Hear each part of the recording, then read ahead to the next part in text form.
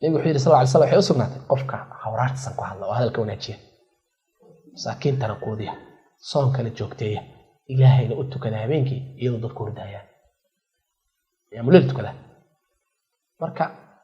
hawraartasan waa cibaade dadka iyaga aan tarbaqashka iyo aadka u faafinaya iska daaya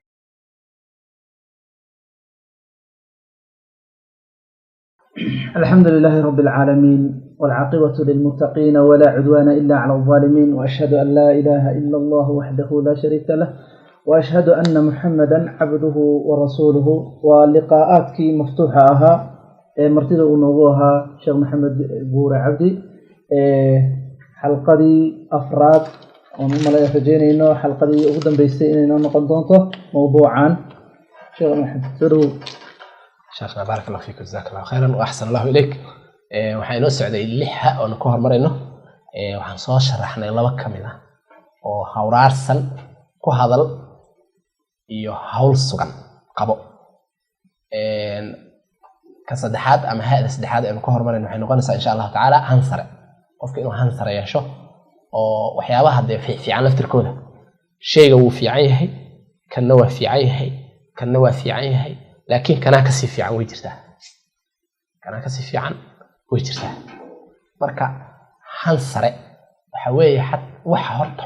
liita ee safaasifta ah ina ka fogaato ka sareyso waxyaabaha hooseeya waxyaabaha sareeya laftirkooda way kala sareeyaan kuwa uu sareeyo ina doonidaadu inay sareyso doonida sareysa ayay ka timaadaa maxaa la yiraahdaa natiijada sareysa waxay ka timaadaa ama laga helaa doonid sareysa ku timi haddii aanay jirin doonid sareysa ma jiriso natiijo sareysa ma jiriso asaas English waxay dhahaan big results require big ambitions resultiga weyn ama natiijada weyn wuxuu u baahan yahay big ambitions han sare buu baahan wixii rabitaan sare u galo ayaa natiijo sare yeelan kara kaliya waa sidaas waa marka hanka sare xagee laga helaa qeexitaankiisu si muxuu yahay hanka sare waxa weeye qeexitaankiisa istisghaaru ma duuna nihaaya ina yaraysato gunaanadka iyo hiigsigaaga wax ka sokeeyo oo dhanba ina yaraysato ayaa la rabaa waxaa la rabaa inaad jeclaato ama doonto macaali al-umur waliba aclaaha kan ugu sareeya arrimaha sareeya kan ugu sareeya inaad jeclaato wa talab al-maratib as-saamiya iyo inaad jeclaato heerarka waxa aad doonayso heerka ugu sareeya ama heerarka sareeya inaad doorato إلهي سبحانه وتعالى كهذا لي رك هنصر له وقرأ كشيء إلهي كورن الله وين السرية وح والسرية يقنا أما الرجع وليه هنكود وسرية إلهي سبحانه وتعالى وليه كور رجس على عرمة إلهي عليه رجال لا تلهيهم تجارة ولا بيع عن ذكر الله وإقام الصلاة وإيتاء الزكاة إلهي عليه رك وكشكينا يا كور معه أنا كم مشغولين جناعسي يبيع الله حسكيس أنا كم مشغولين الصلاة أوجدي أنا كم مشغولين ذكر بحنت هذا أنا كم مشغولين رج آخر الدون بيعها جنة الدون بيعها الله الدون بيعها سمعتكيس إلهي مركو أمانة رجس هنكودو شيء إنه أسرع قف كانوا حال الرباع وأسرع يصير النبي جوبير صلى الله عليه وسلم جنة إلهي ودي سنار كمان قلع وأسرع يقف دونها إن جنة نقطة حيا لي جنة adduunka waxa uu raaxa badan ee yeelo way dhamaadaan hadii saacadada dhaqaale u taqaano uu ka dhimanayaa qofka haduu saacadada aqoon badan u yaqaano oo ninka aqoonyahan iyo maraatib shahaadooyin sare inuu gaar u yaqaan uu ka dhimanayaa waa la xabaarayaa maalintan haduu u yaqaano tiro badni iyo laandheernimada Soomaalidu sheegto haduu u yaqaano oo dad badan dhalo oo dadkiisu badan yihiin iyadana uu ka tagayaa way sagootinayaa soo xabaalayaa ciidii ku soo xubay laakiin jannada meesha ku taal meesha dhamaanaysa ma markii la dhinto kadib ayaa Ilaahay subhanahu wa ta'ala adoomadiisii isaga raali galiyo ku abaal mariya waa meel raaxadeedu aan dhamaanin marka hanka ugu sareeyo ragga Ilaahay sheega hankooda waa xuska Allah ka mashquuleen hankaas ugu sareeyo waa janno doonid waa wasaari'u ila maghfiratin min rabbikum wa jannatin 'arduha as-samawati wal ardh Ilaahay subhanahu wa ta'ala wuxuu yiri dambi dhaaf alla dhaafidiisa u degdega dhaafidaas Allah xagiisa ka ahaatay iyo janno ballarkeedu samaawaadkii ardada ee u yahay nabi maxamed sallallahu alayhi wasallam wuxuu yiri ku dadaal ala ma yafa wasta'in billah ilahina kaalmayso la kacay hana ka caajis haka xagal daaci ayuu nabi sallallahu alayhi wasallam imaam ibn al-qayyim rahmatullahi alayhi wuxuu leeyahay faman alat himmatuhu qofkii hankiisu saramaro wa khasha'at nafsuhu naftiisu hogmato alle u hogmato ittasafa bi kulli khuluqin jamil wuxuu ku tilmaamnaaday qofkaas anshax qurxsan dhamaantii waman danat himmatuhu qofkii hankiisu dhawaado oo hooseeyo wa taqat nafsuhu naftiisuna qooqdo oo kibirto oo xumaanta ay fasho xumaan fasho ittasafa bi kulli khuluqin radii wuxuu ku tilmaamnaadaa anshax xumo iyo ardaalnimo dhamaanteed ayuu ku tilmaamnaadaa wuxuu kaloo ibnu qayyim yiri al-ilm wal-amal qofka inuu cilmi yeesho hadana cilmiga ku dhaqmo kaw amaani waa laba mataana ummuhuma labadaas mataana waxa hooyo u ah culumul him hanka sare ayaa u ah marka hanka sare waa qeexnay waxyaabo ku soo aroorena qaar ba ka sheegnay hanka sare xagee laga helaa see lagu helaa hanka sare qaar wuxuu ka yimaadaa qofka reerkoodu kala yimaadaa qaarna waa muktasabo bulshada uu u tago qofka ee kale oo qoyskiisa ahayn buu ka helaa qofka reerkooda kala yimaada marka waxa la dhihi karaa waa khilqiyo ilaahay subhanahu wa ta'ala ayaa siiyay dadkaas waana la arkay ardayda goobaha waxbarashada joogtay wax la baro waxaa la arkay arday qoys ah oo 7 ama 8 ka kooban oo hal hooyo hal aaba dhaleen dhammaantood alla yaabay sida wax u rabaan waxay rabaan cala al-qimma qof walba inuu ahaado nooca uu wax u dalbahayo iyo himada uu gelin lahaa wala yaabsa kuwana ma karist adiga xataa kuma karist maanta oo dhan hansar hadaa u sheegto ma karist marka wuxuu kala soo baxay reerkooda hansar lahaa ama fursad kuwa u saamaxday ah dadka qaarkood waxay iska helaan fursaday helaan oo madaxnimo oo kale ay helaan ama dad hal abuur ah inta ka soo abwaana ka soo baxa mashaayikha ka soo baxaysa dhaqaatiir dadkaas hore ayaa marka ay ku daydaa waxay leeyahay aabahay ma liida wuu fiicna awoweyna saas u ahaa marka uu ku dayanaya dadkaas ku dayanaya marka hanka sare wuxuu u helay nooc tawriid wala dhaxalsiin moogta dadkiisa sareey dad iyaga marka dad haysta jiro Soomaalida kamid ah hankaas tawriidka ah oo hanka sare oo reerkooda uu ka dhaxlahay hadhowna ilmihi waa ku dayanaya ninna qoyskiiba awoowe iyo awoowe kale iyo aaba kale iyo hansar ma lahayn shaqooyinkay qaban jireen shaqooyin hoose ku qanceen xagga xirfadaha marka maadaama ay waxa ku qanacsan qofka markuu soo baxo ilmaha yarka ah waxa uu weyn oo rabo wixii aabii qaban jiray marka ka muxuu ku badbaadi karaa wuxuu ku badbaadi karaa si muktasaba inuu dad kale ka dhaxelo bii'a kala tago oo dadka ka dhaxbayo hanka liita oo ku qanacsan waxyaabaha aad ku hooseeya ku qanacsan waxa la rabaa wax dadka gedisan inuu dhax galo marka wuxuu helayaa himma caaliya muktasaba buu dadka kale ka helayaa marka hansar yeelo qodobka kale waxa weeye hab dhaqan waan yeelo hab dhaqan xalaqadeennii hore qofkii dhageystay uu ku bartay ama uu soo arkay waxay ahayd anshax baan ku sheegnay marka hore hadda hada inoo geysay hab dhaqan waan iyo anshax waa isku mid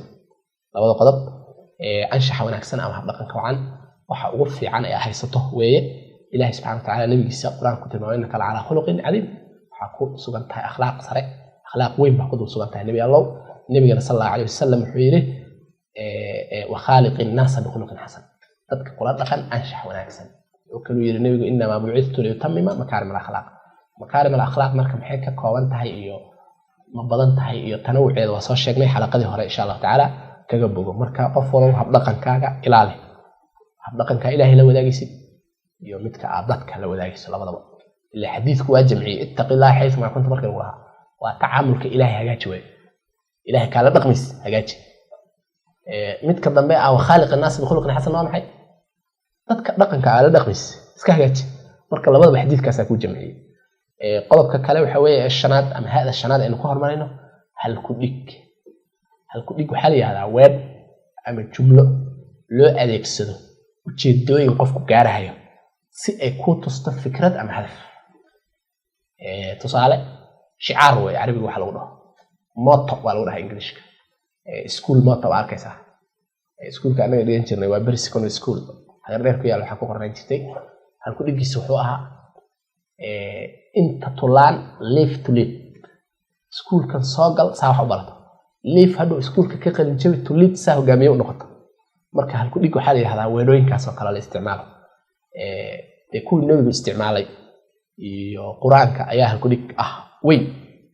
والله بيكسبه إن هذا القرآن يهدي للتي هي أقوى ويبشر المؤمنين الذين يعملون الصالحات أن لهم أجرا كبيرا مركا قرآنك هو هنونها تنتوصنا أنت بدل هو هنونها تذكر مي إقاتة كل رغمنا وحقوق بشارينها يا عمل كون أساسا إن اللي هنا أبالجود وين اللوين وحقوق يقان أبالجود وين عريار ما هو وواحد وين مركا هالكل إيك هكو هذا قرآن التمسك بالقرآن هالكل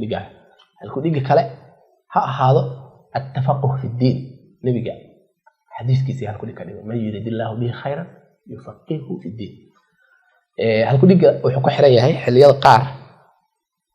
وحكو حريه ماشي لقاه هيستعديها هذا هدف له وهدف كو حريقي هاي هدف كاغا يقان أو الصعدة هدي عقبة الجيران عقبة أي تهاد صالح سمير الآن أتكيس حما كويس ما يريد الله به خير يفقهه في الدين هالكل إيك مكا قومنا وانسا وحكو نقونا هاي wax sabirka ka hadlay soo qaad marka hal ku dhig kadiyo meesha ku dhigiso usba aynak guriga qolkaaga ku dhigiso hal ku dhig kadiyo hadii maxaa la yiraahdaa laga diqsay hadii ihsaanka iyo samafalka ayadiisa ka dhigo hal ku dhig kolba halkii laga haysto English waxay dhahaan if you go in search of honey hadii aad u baxdo malab hadaa raadis you must expect to be stung by this waa inaad rajaysaa in shinni ku qanito marka hadda halku dhigaas Ingiriisiga oo kale waxa weey haday samir xumo ku haysay oo caqabada intay ku soo xanuunjiyaan ay ku dhaheen naftu ku tir marka war meeshan ka laa ma gaari kartaa hadafkaas waa ku xanuunjiyo qodaxda ku mudakada wal way hebel ba ku caay nabiga wal caayahay caqabad bal waxa meel kasta caqabad waxa ilaa day qaxooti laga dhigay oo ay hajireen saxaabo badan oo dhul ay aqoonin ardul xabasha aadalay ay aadeen marka waa adkaysteen markay adkaysteena way gaareeno dadkii qaarkood waxa la yahay adduunka jooga janna galisa marka waxyaabaha adkaysiga ay ka hadlaay murtiyada luqada doonaha ku qornaada iyo aayadaha ahadiista ka hadlaay waxa la yiraahdaa hadii lagu caayay walaqad na'lamu annaka yadiqu sadruka ma yaqulu ka dhigo hal ku dhig kariyo marka hadii dadku dhibaan adoo khayr u sheegay taa ka dhigo nabiga wala dhibay marka nabigu ma gaaray meeshiisa uu gaaray marka wuxuu ku gaaray waa adkaysa adiga taana waa haadi shanaad hada lixaad waxa weeye hiigsi waxa weeye qofka meesha u socdo hiigsi la dhaha halka u socdo destination ka qof baad meel buu u socdaa markuu safro gaari raaco meel buu u socdo qof ma jiro gaari inta iska raaco meel uu socdana aan aqoonin waa qof habaabay oo qofkaas waa lumay haduu meesha tagay ma yaqaan marka hiigsi waxa la yiraahdaa destination qofka u socdo qaayada yoolka hiigsi waa yool halkan markuu taagay halkaas uu socdaa waxa xariiqan meeshaas hiigsi waa qofka markuu waa inuu hiigsi lahaado qofka aan hiigsiga lahayn waqti xataa kama faa'iideysan dad badan oo dadkeena waxay ku dhahayaan maxaa jarta u ciyaaraysaa iyo la dhuuy waxa ciyaaraysa waqtigan ku dhuminayaa ku leeyahay waxa laga yaabaa soonka oo kale aad loo ciyaaro la dhuuy waa xilli la soomay marka maxaa dhacay markii la yiraahdo maxaa ciyaaraysaa wuxuu leeyahay waqtiga ugu dheeraado waqtigan ku dhuminayaa waqtiga yaa ugu talagalay in la lumiyo in laga faa'iideysto loo talagalay sida daraadeed dad badan oo waqtiga ka faa'iideysan waaya waqtigiiba eedeeyay waxay ku leeyihiin himin muxuu guuleystay waqtiga caawi ka muxuu guuleystay waqtiga ciilay ani waqtiga ciil waqtiga dadna ma ciilo cidna uma gargaaro waa laga faa'iideystaa isaga waxaana ka faa'iideysan kara qofka hiigsiga leh oo qaayada iyo yoolka kale nolosha qofku waa inuu yool ka leeyahay yool waxbarasho haduu leeyahay waa inuu cad yahay yool dhaqaale haduu leeyahay meel waa inay ku xariiqan tahay yoolkaaga aakhiro waa lama horaan isaga markasta waa inuu meel walba ku yaala kan aakhiro jannadoon waa inaad tahay yoolkaaga waa inuu meesha hiigsanayso waa inaad tahay ilaahay subxaanahu wa tacaala jannadiisa carduha samaawaat wal ardu yiri taa inuu hiigsigaaga tahay yahay meesha gaarayso adduunkana hiigsiyo kala jira qofku waa inuu hiigsilaado hadduusan lahayn waxaa dhacayso in 25 sano indhaha ka rido iyo 30 sano adigoo aan waxba ahayn oo aan lagu helin magacii lagu bixiyay maalintii lagu wanqalay abdi صالح magacii lagu yiri wax ku weheliya ma jira ma tiid wax kale marka waxa la rabaa qofku inuu hiigsi lahaado iyo meel uu u socdo qorshe u baahan tahay iyo sharaxitaan qodobadan aan sheegno aan lixa oo ku hormarayno mid kasta asaga maxaadara ah hadii aan soo koobi hiigsigaas wuxuu u baahan yahay qorshe u baahan yahay qorshaha noocyo ah mid leeyahay long term plan iyo short term plan qorshe gaaban qorshe fog dii kale si kale loo dhigi karaa operational plan iyo strategical plan qorshahaas wuxuu u baahan yahay miisaan wax lagu miisaama jiro qorshaha ma hirgalaya mise ma hirgalaya ayadana waxa la eegaa waxa la yiraahdaa constraining force iyo maxaa la yiraahdaa driving force waxa ku kaxaynahay oo raqbada ku geliya iyo caqabadaha maxay yihiin nasi daraasiis marka miisaan buu si baahan yahay in la gaari karo in kale in miisaan qorshe la sameeyo qorshahana miisaan buu baahan halkaas ayaan ku ekeenaynaa sallallahu alayhi wa sallam ala nabiyina muhammad wa ala alihi wa sahbihi wasallam ajma'in barakallahu fiik jazakallahu khair sheekh maxamed allah ku barakeeyo miisaankaada xasanaadkana ilaahay subxaanahu wa ta'ala ku saaro annagana ilaahay subxaanahu wa ta'ala ha naga dhigo iyo dadka daawan doono kuwa ka faa'iideysto wax ku qaato ilaahay subxaanahu wa ta'ala ha naga dhigo intaas ay nagu dhan tahay assalamu alaykum wa rahmatullahi wa barakatuh alaykum assalam